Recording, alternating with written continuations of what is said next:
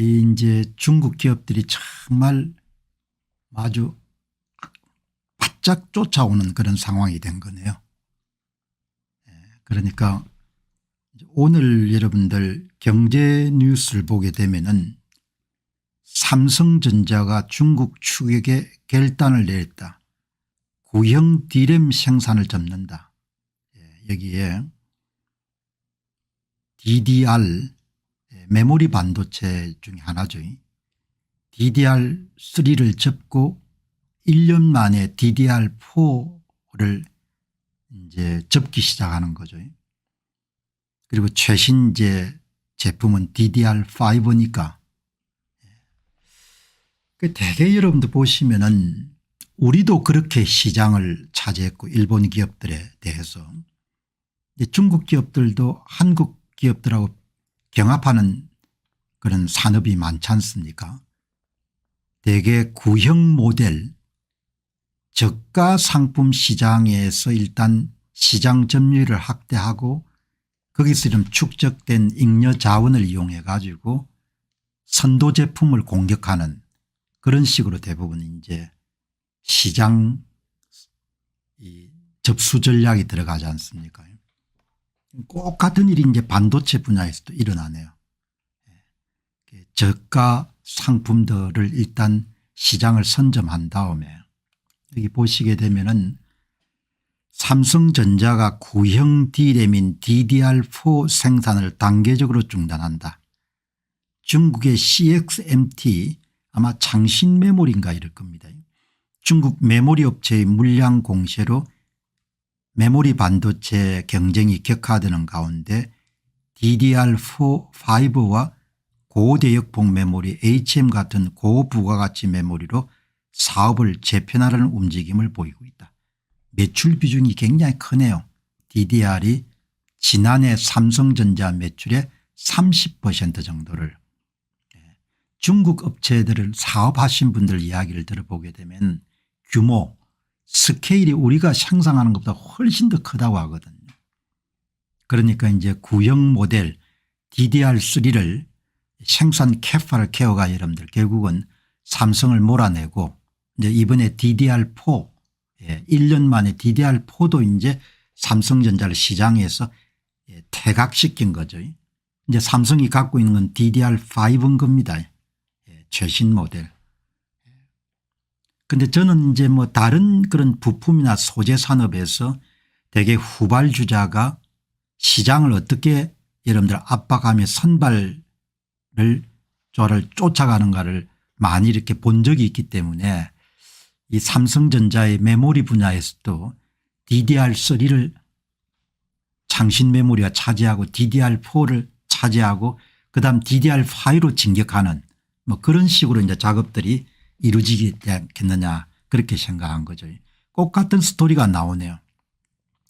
LPDDR은 저전력 D램으로 주로 모바일 기기에 탑재가 되는데 구형 제품인 DDR4는 중국 내 저가 스마트폰에 주로 탑재가 되고 여기 보면 이제 삼성전자가 앞으로 DDR4를 접는 방향으로 가는 것은 뭐 올바른 방향이다 이렇게 이야기하는데 좀 찝찝한 거죠.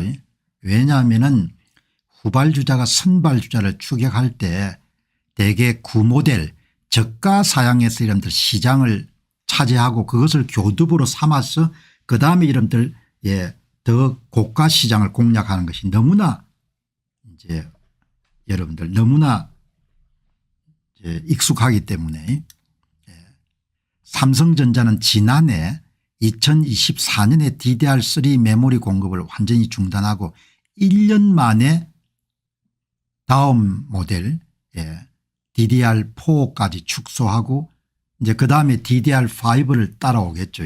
그럼 이제 삼성전자는 DDR6를 개발해야 되는 것이고 그래서 이제 중국 업체들이 대개 이렇게 해서 여러분들 생산 캐파를 늘려 가지고 가격을 다운시켜 가지고 선발주자들이 시장에서 여러분들 퇴출시키고 그렇게 해서 자기가 시장을 다 차지하고 그다음에 거기서 이제 확보된 이익을 가지고 연구 개발을 해가 다음 세대를 쫓아가는 그런 쪽으로 작업을 하지 않습니까? 그런 내용이 이제 오늘 이렇게 나왔는데 이제 이런 걱정이 있는 거죠. 이렇게 하나하나 넘겨주다 보면은 나중에 뭐가 남겠냐 이런 걱정을 사람들은 다 할 수 있는 겁니다. 그래서 이제 이 기사를 보고 하단에 구독자들이 무슨 생각을 여러분들 하고 있는가를 보니까 두 분이 그런 의견을 피력하네요. 이게 맞는 방법인지 모르겠습니다만은 중국이 쫓아오는 저사양 램을 생산 중단하면은 중국은 거기서 제대로 된 수익을 낼 테고 그 이익을 이용해서 다시 앞선 공정을 추격할 텐데 차라리 이익을 보지 못하더라도 가격을 대폭 낮춰 가지고 저사양 D램에서 중국이 이익을 보지 못하게 하는 게 앞으로 경쟁에서 유리하지 않겠습니까? 이런 생각도 할 수 있는 겁니다. 이런 생각을 할 수가 있는데 이제 반도체 사업이 갖고 있는 특성을 이분은 정확하게 이제 많이 못 본 거죠. 반도체 사업은 기본적으로 생산 캐파가 여러분들 기본적으로 투자해 놓은 양에서 생산할 수 있는 게 제한되어 있기 때문에 그 안에서 DDR3, DDR4, DDR5를 배분할 거라고요. 이제 그런 특성이 있는 거죠. 그러니까 저가 상품에 많이 여러분들 배분이 되면은 고가 상품을 생산하는 그런 생산 캐파를 확보하기가 힘드니까 올바른 선택은 아닌 거죠. 그런데 일반인 같으면 이렇게 걱정을 할 수가 있는 겁니다. 이제 오늘 여기에 메모리 싸움은 너무 속도가 빨라서 그냥 전자산업하고는 패러다임이 다를 듯합니다. 이분이 잘못 생각할 수가 있는 거죠. 삼성도 오래 못 가겠네요. 저렇게 한 발 한 발 빼다 보면 어느새 남는 것이 없게 되는데 저가형이라도 손해가 되지 않는 선에 계속 공급을 해야 중국 업체가 시장을 싹쓸이하지 못하고 이렇게 나오는데 대개 전자상품이라든지 부품 산업들은 이런 이야기를 할 수가 있는 겁니다. 그런데 반도체 산업은 좀 다른 것 같아요. 그래서 오늘 한번 반도체 업종 특성상 일정한 생산 캐파의 효율적 운영 면에서 구모델을 적정한 시점에 포기하는 것은 필연적 선택이다. 거죠. 이제 일반적인 전자상품이라든지 자동차 부품이나 이런 산업하고 달리 반도체는 일정한 생산 캐파 내에서 구모델과 신모델의 생산을 배분해야 되기 때문에 삼성전자 같은 그런 선택을 내릴 수밖에 없을 것 같다. 이렇게 생각이 드는 겁니다. 그래서 닥터 AI한테 물었습니다. 삼성전자가 이렇게 이제 구모델 생산을 줄이는데 당신 생각이 어떠냐. 지금 말씀한 것처럼 이런 논리를 가지고 이야기를 하네요. 반도체 제조는 막대한 자본과 R&D 투자를 필요로 합니다.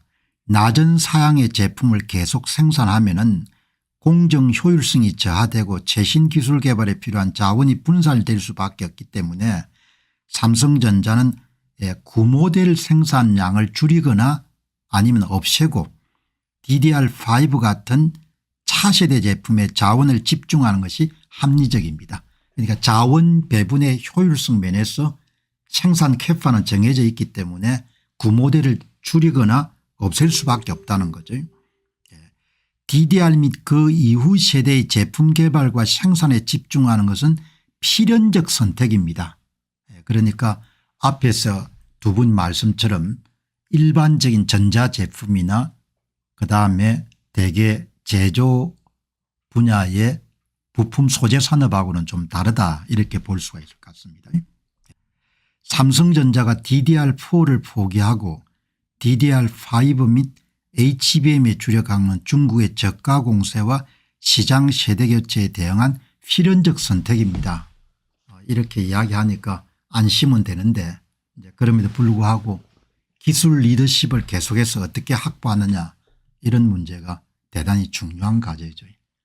뭐 초격차 뭐 이런 이야기 하지만 반도체라 이런 특별한 그런 상품은 아니지 않습니까? 아마 기술력이 금세 따라오는 것 같아요. 그래서 이 반도체 산업에서는 기술 리더십의 확보가 성패를 결정하는 것 같다. 보시게 되면은 놀라운 것은 여러분들 창신 메모리에 삼성전자하고 SK 하이닉스 출신의 엔지니어가 3자리 숫자 정도 스카웃 돼가지고 일을 하는 모양이죠. 그러니까 기술을 따라오는 것은 설비 투자하고 장비 투자하고 그다음에 인재 있으면 따라오는 거지 않습니까? 참 목숨 걸고 안 하면은 따라잡히는 거죠. 그러니까 참 아슬아슬한 겁니다. 세상살이가. 사업도 그렇고 개인 인생도 마찬가지고 긴장감을 계속 유지하면서 계속 진군해서 앞을 향해 달려가지 않으면 그냥 목덜미를 잡히는 거죠. 뭐 돈 있으면 설비 늘리면 되고 돈 있으면 장비 사면 되지 않습니까? 그다음에 노하우가 대부분 다 엔지니어 머릿속에 있을 건데 스카우트 하면 되지 않습니까?